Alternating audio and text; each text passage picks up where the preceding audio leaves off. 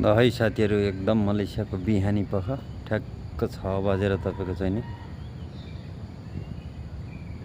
6 बजेर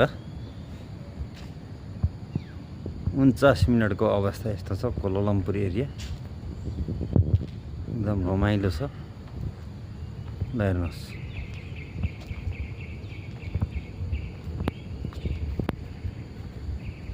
सरर पारेर यस्तो रमाइलो छ नि, यस्तो रमाइलो छ कि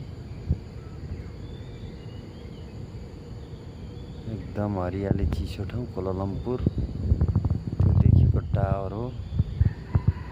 ल हेर्नुहोस्, ल हेर्नुहोस्,